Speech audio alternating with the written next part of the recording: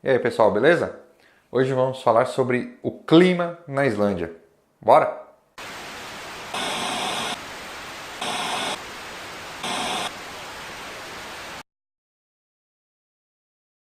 O clima na Islândia é mais ou menos São Paulo. Tem 4 estações no mesmo dia, o tempo abre do nada, fecha do nada, faz frio pra caramba, esquenta do nada.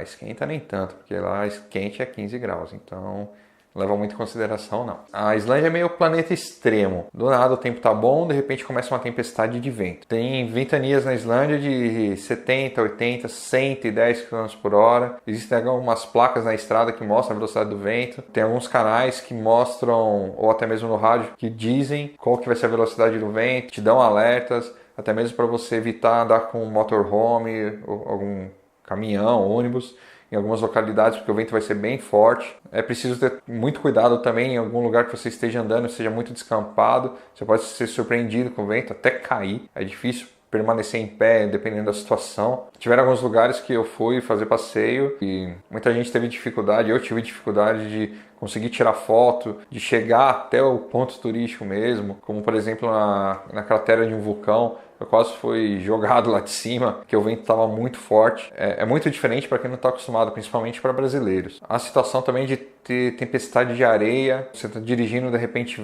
vem areia e cobre toda a sua frente como se fosse uma neblina. Neblina acontece também em vários momentos do dia. Tem a situação também, lógico, é uma situação diferenciada, mas quando a erupção vulcânica tem tempestade de cinzas, é bem complicado isso daí também, a visibilidade cai demais. Em alguns lugares que você pode percorrer, algumas estradas você pode percorrer para fazer alguns passeios, existem alguns riachos, alguns rios. E dependendo da época, se for uma época de degelo, você pode enfrentar até o chamado tromba d'água, que é o riacho está bem baixinho, de repente vem uma corrente grande de água e você pode ter problemas sérios. Então tem que tomar cuidado, evitar alguns lugares e bem preparado. Não queira pegar estradas que atravessam rio, riacho, se você não tiver um guia ou se não tiver especialidade no assunto. Se você não souber dirigir um 4x4, não se arrisque.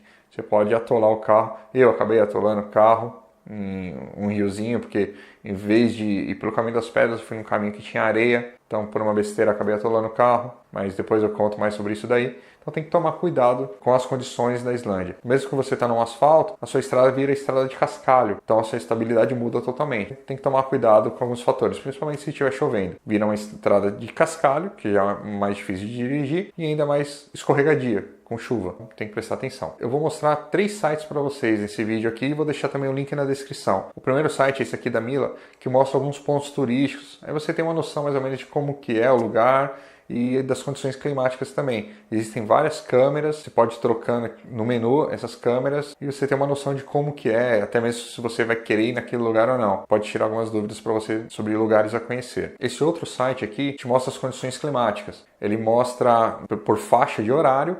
Você vai mudando nessa parte de baixo do site. É possível ver a temperatura, é possível ver se o tempo está aberto, se está fechado, a visibilidade, se tem aurora boreal ou não. Você consegue ver vários itens nesse site aqui, é bem legal. Esse último site aqui agora também é bem legal. E esse site mostra as condições das estradas. Primeiro ele tem esse mapa aqui, tem uma legenda aqui embaixo, ele mostra as estradas e se elas estão livres para dirigir, se elas estão com pontos de gelo, se elas estão indisponíveis, se estão fechadas, se tem muita concentração de gelo, se tem obras. Consegue entrar detalhadamente em cada ponto desse mapa, em cada região. Nesse outro link aqui também é possível ver imagem das câmeras localizadas nas estradas. Dá para ter uma noção se aquela estrada está congelada, tem chuva forte, se tem neblina. Você consegue ter uma visão das estradas por onde você vai passar, ou em determinado dia ou em dias mais para frente. Então é um site bem legal, ajuda bastante. Também tem apps para celular. Eu vou deixar uns 2, 3 apps aqui. Tem um app específico para a aurora boreal. É bem legal para você ter uma noção se o dia vai, no caso à noite, vai estar com o tempo aberto para você ver a aurora, em que cidade, em qual horário. Então vale a pena vocês acompanharem. O aplicativo também bem legal. E aí, gostaram das dicas? Espero que essas dicas ajudem a vocês se prepararem para a viagem.